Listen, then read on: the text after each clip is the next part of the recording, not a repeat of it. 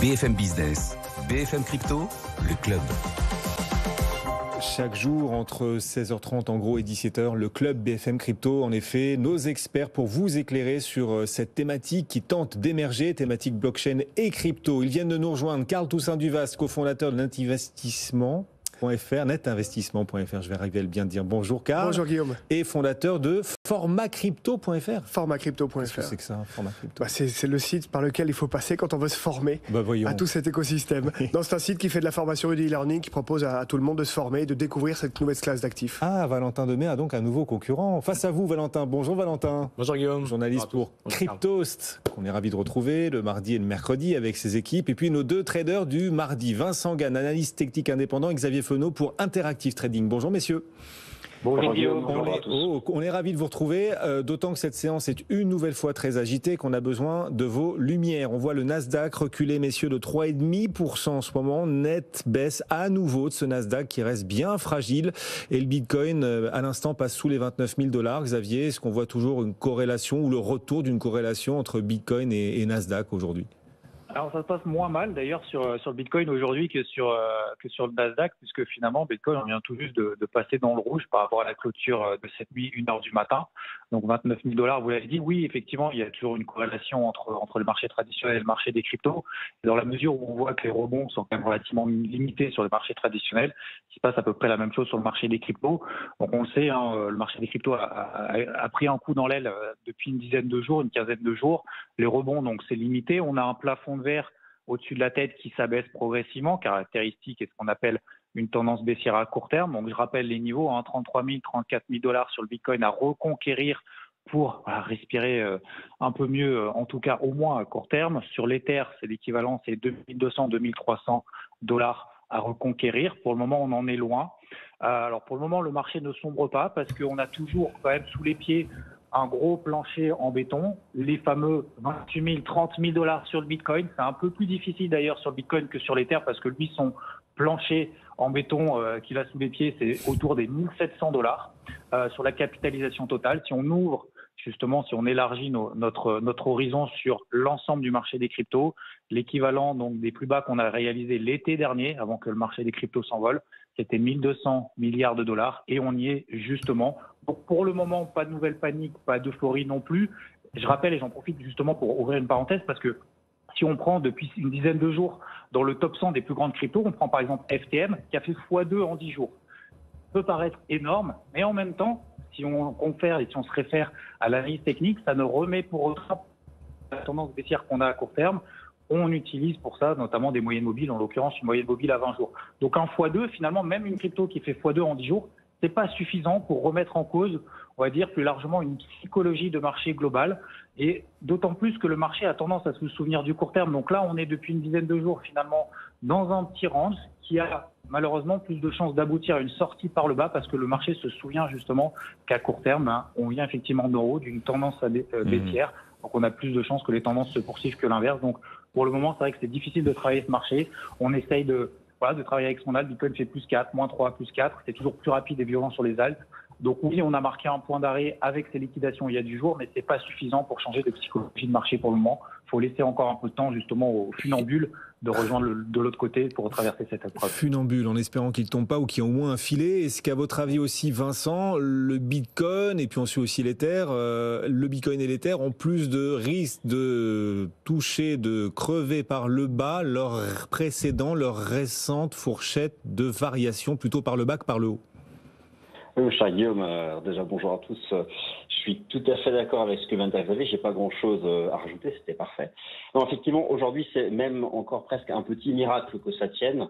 Il y a de l'aversion au risque, elle est généralisée. On le voit encore sur les indices boursiers qui ont du mal. Alors, les indices US s'accrochent à leur point bas de la semaine dernière. Hier, ils rebondissent, là, ils retombent en leur direction. Il y a un certain nombre de facteurs qui, depuis 24-48 heures, rajoutent de la pression aux actifs risqués. On n'en parlait pas beaucoup, vous en avez parlé sur votre antenne. Après la Réserve fédérale des États-Unis, c'est la Banque centrale européenne qui veut être agressive, qui veut relever ses taux cet été, qui veut peser sur les actifs risqués. Puis aussi, aujourd'hui, je regarde une autre classe d'actifs, celle des matières premières. Il y a un certain nombre de contrats de matières premières, d'énergie notamment, qui sont proches à nouveau de faire de nouveaux records. Bref, l'inflation, on ne l'a toujours pas cassée et c'est ça qui met la pression sur les actifs risqués. Alors là, au moment où je vous parle, au moment où bien maintenant les indices sont revenus à proximité de leur plus bas, le cours du Bitcoin aussi, mais il tient bien. Donc effectivement, je confirme ce que disait à l'instant Xavier. On tient le support des 28 750 $, 29 000 $.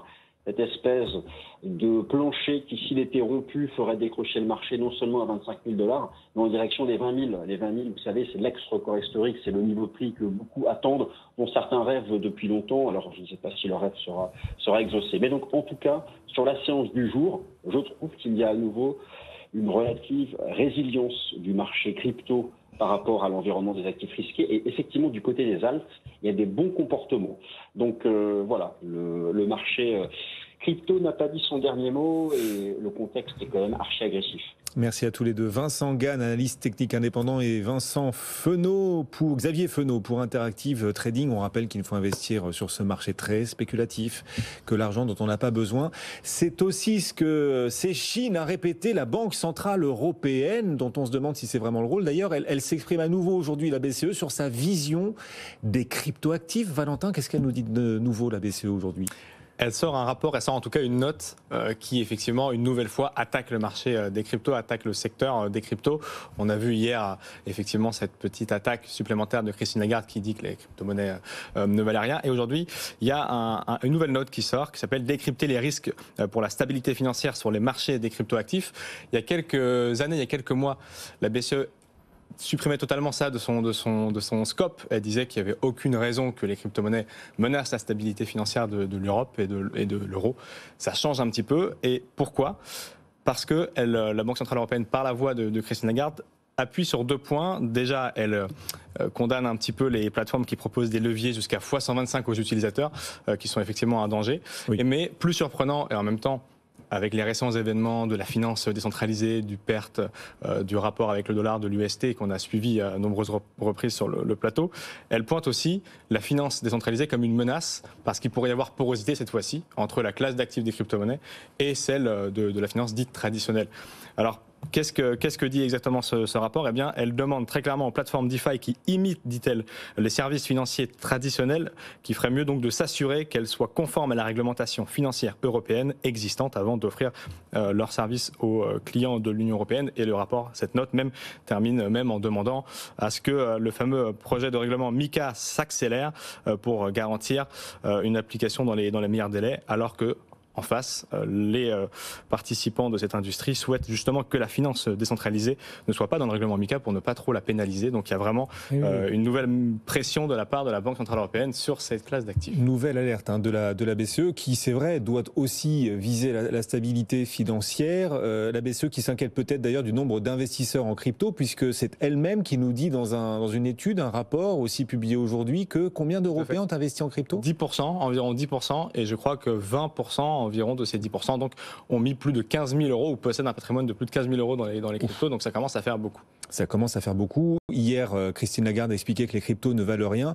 Juste, si les cryptos ne valent rien, il faudrait un impôt zéro, parce que si elles valent rien, c'est de la non-value dans ce cas. Alors, effectivement, c'est la grande question et le grand débat depuis quelques jours sur Twitter, depuis que Christine Lagarde a encore une fois donné cette position sur les crypto-monnaies. Oui. Alors, c'est un débat peut-être réglementaire, enfin fiscaliste, dans lesquels j'ai pas les tenants et les aboutissants. Pourquoi imposer ce qui ne vaut rien ? C'est de la non-value dans ce cas. Alors, ça s'impose la non-value ? Effectivement, on pourra lui poser la question. Je vous invite à lui poser la question la prochaine fois sur le plateau. Et ce qui est intéressant, c'est qu'il y a la vision BCE et Christine Lagarde d'une part, et il y a celle du FMI d'autre part. Le FMI qui, lui, nous apporte une tonalité assez différente quant aux cryptos.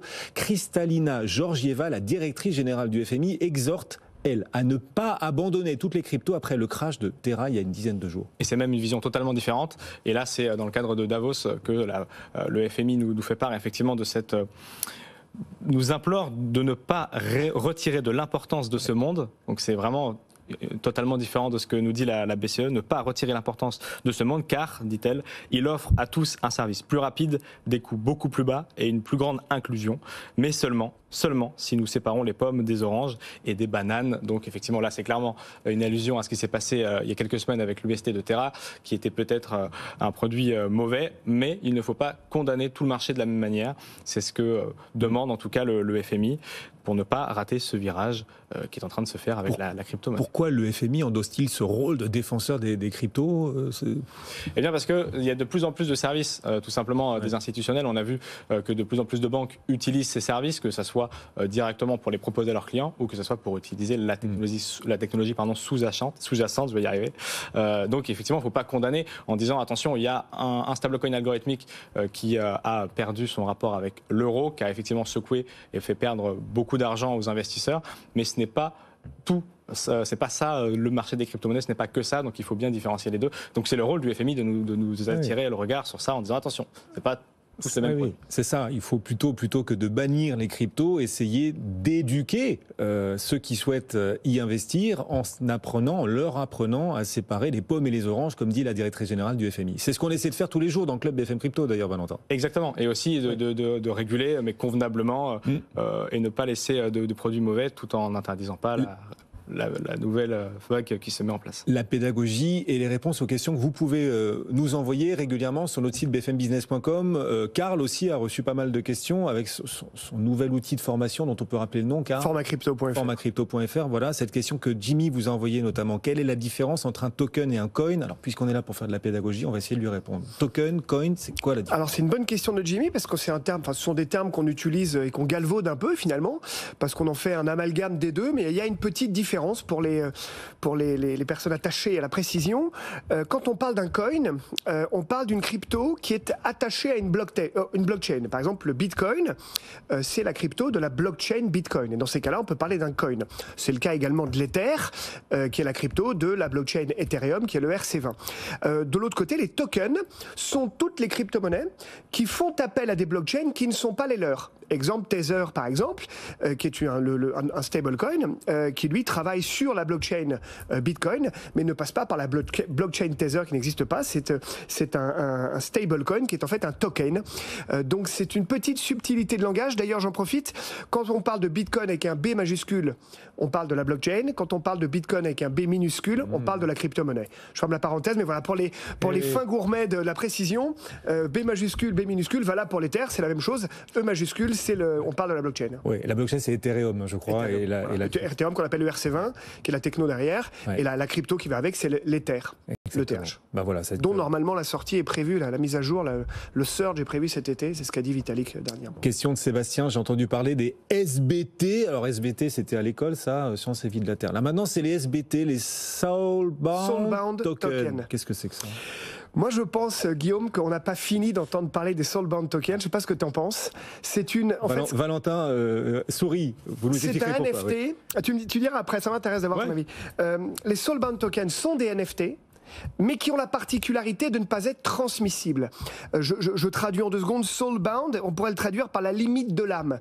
En gros, c'est une des inventions de Vitalik Buterin qui consiste à dire un des éléments de la réussite du Web 3.0, c'est de pouvoir identifier l'être humain derrière l'ordinateur, qui ne soit pas un bot, un robot, et que surtout, des identifications propres à lui-même ne puissent pas être cessibles. Par exemple, vous avez obtenu un diplôme, Guillaume, votre diplôme est un NFT, mais c'est un soulbound token, parce que le diplôme vous appartient à vous. Vous ne pouvez pas me vendre votre diplôme.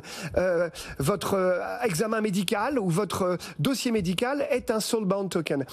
Et on peut évidemment le transposer sur tout un tas de champs et d'activités au sein de ce Web 3.0, mais c'est pour apporter une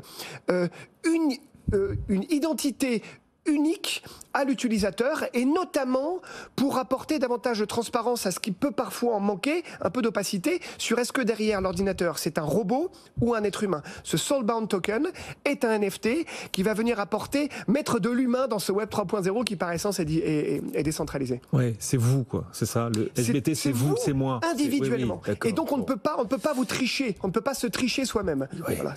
On va presque avoir de l'ADN numérique. En tout cas des empreintes numériques propres à vous-même, incopiables et donc par essence invendables. Oui, c'est ça. C'est un token qui offre une forme de NFT de vous-même. C'est ça, un soulbound token. Vous souriez tout à l'heure quand Karl commençait à en parler. Vous y croyez pas? Vous y croyez moins, Valentin? Si, effectivement, ça répond à une problématique très importante, notamment avec tout ce qui est identité décentralisée, où là, c'est pareil, on va pouvoir justifier de son identité auprès des institutions publiques ou autres, et donc il ne faut pas qu'on puisse la transférer pour pas se faire voler.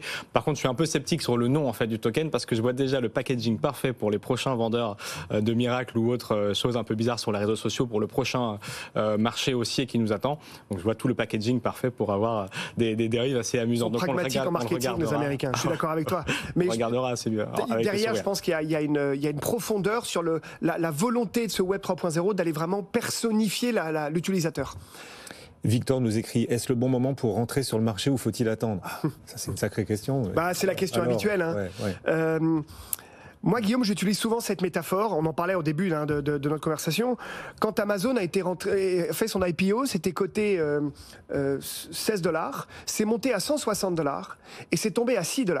Et à ce moment-là, alors Christine Lagarde n'était pas encore au FMI, mais les plus grands journalistes du Wall Street Journal disaient c'est du trash, ça ne vaut rien, personne n'achètera des livres sur Internet. La suite, vous la connaissez, 15 ans plus tard, ça vaut $4 000 l'action. Donc, on n'a pas fini d'en connaître des moments de hausse et de baisse dans ce marché. Je rappelle, en 2013-2016, le Bitcoin, il est passé de $1150 à $150. 2017-2018, il est passé de $20 000 à $3 000. On a eu une correction. Probablement que la correction va se poursuivre. Est-ce que c'est le moment d'acheter? Qu'on l'achète à 30 000, à 20 000, à 10 000 ou à 50 000, vous l'achetez parce que vous êtes convaincu d'un changement. Règle numéro 1 fondamentale. Règle numéro 2, vous le faites sur un temps long. Ça s'applique dans la finance traditionnelle. Alors à part si on est un trader aguerri et on fait de l'achat-revente toute la journée, je me positionne sur cette classe d'actifs avec une petite proportion, 3, 5, peut-être même 10 ans. D'accord ? La probabilité à ce moment-là est beaucoup plus importante. Est-ce que c'est le bon moment ? Personnellement, je pense qu'il va y avoir encore une correction de marché. Je pense que la correction n'est pas terminée parce qu'il y a une corrélation pour l'instant entre ce marché DeFi et la finance traditionnelle et que malheureusement la tendance elle est plutôt globalement vers une glissade lente. Entre 30 et 20 000, je pense que c'est un bon range pour rentrer sur le Bitcoin, sachant que les autres crypto-monnaies suivent à peu près cette tendance. Bon, et si on y va, c'est vraiment diversification, on est bien d'accord, Valentin ? Partie.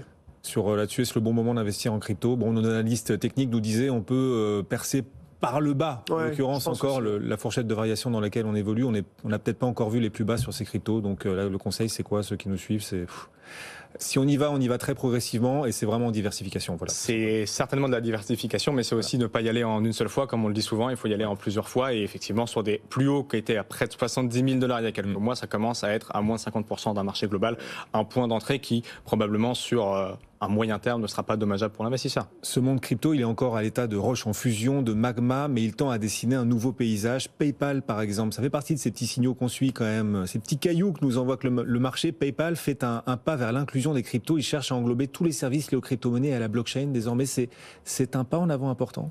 C'est un pas en avant important, mais qui est dans la continuité de ce qu'ils ont déjà fait. Ils nous proposaient il y a quelques mois d'acheter et de payer déjà en Litecoin, en Bitcoin et en principaux tokens, ce qu'on appelle les majors. Désormais, ils veulent intégrer d'autres services directement, comme les monnaies numériques de banque centrale ou d'autres tokens privés pour continuer d'accumuler les services possibles.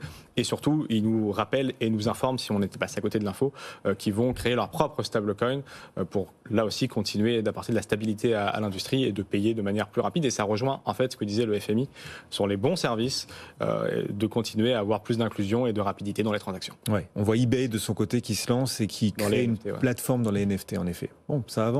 Les signaux sont les bons. Ceux-là sont bons. Ils sont pas tous bons. Mais pas les signaux techniques, effectivement. Exactement. Vincent Gann le fait très bien pour nous. Ceux-là sont plutôt bons. Allez, cette autre question qu'un particulier vous a envoyée tout à l'heure, ou ce dernier jour d'ailleurs, Karl. Les cryptos sont-elles un bon moyen de se prémunir contre l'inflation? C'est Monica qui vous a envoyé cette question. Là, on est en phase d'inflation. On les voit pas particulièrement servir de refuge, les cryptos, pour l'instant. D'abord, quand on parle d'inflation, il faut qu'on ait un chiffre, parce qu'en fait, l'inflation, quand on veut battre l'inflation, on veut battre un pourcentage. 5, 6, 7%, c'est notre target. Donc, comment on combat l'inflation? Soit on combat l'inflation de manière court-termiste avec des actifs des sous-jacents opportunistes, type matières premières, matières énergétiques, l'or, et on va juste saisir des opportunités ponctuelles sur les marchés. Soit, on va chercher des véhicules à moyen terme, et je pense que c'est la bonne stratégie à avoir, qui, dans le temps, vont avoir une surperformance de l'inflation. Alors pas sur les 3 prochains mois, c'est impossible de battre l'inflation de manière garantie sur les 3 prochains mois, mais si on investit une petite partie de ces avoirs dans un portefeuille, une allocation diversifiée de crypto-monnaies dont on sait que la performance moyenne sur les 10 dernières années fait partie de la meilleure classe d'actifs au monde, eh bien on a une chance de battre l'inflation. Jamais ne le faire avec une vision court-termiste. Jamais en se disant je le fais pour corriger l'inflation là sur mon année 2022 ou mon année 2023. Ça, c'est pas une bonne solution. L'idée, c'est de se dire, est-ce que je suis capable d'investir dans un produit qui est potentiellement en mesure de me générer davantage que 5 ou 6% par an en moyenne sur les 5 prochaines années? La probabilité est assez importante avec les crypto-monnaies. Bon, tout est relatif, malgré tout. Tout est relatif, évidemment. Ceux qui avaient investi il y a un an, ils ont plutôt perdu pour l'instant. Mais après, tant qu'on n'a pas cédé et converti en euros ces cryptos, on n'a pas perdu, on est d'accord. Mais enfin, voilà, on l'attend, c'est plutôt des pertes. On ne cessera jamais de le dire. Quand on se positionne sur les crypto-monnaies, on le fait exactement comme sur les actions. Vous le faites sur un minimum à moyen terme, c'est-à-dire à minimum 5 ans. Merci à tous les deux de nous avoir accompagnés. Le club BFM Crypto, chaque après-midi, Carl Toussaint Duvast. Donc, aujourd'hui, avec nous. Merci Carl, cofondateur de netinvestissement.fr et cette nouvelle plateforme que vous proposez qui s'appelle Format-crypto.fr. Voilà, .fr. Je vais m'y faire. Avec plaisir. Valentin Demey, Cryptost, régulièrement à nos côtés. Salut messieurs. Le CAC 40 toujours en souffrance, CAC 40 en repli d'un peu plus d'1,5% dans le sillage de Wall Street où on en est dans le rouge écarlate même, puisque le Nasdaq perd 3,7%. On s'en reparlera dans un instant.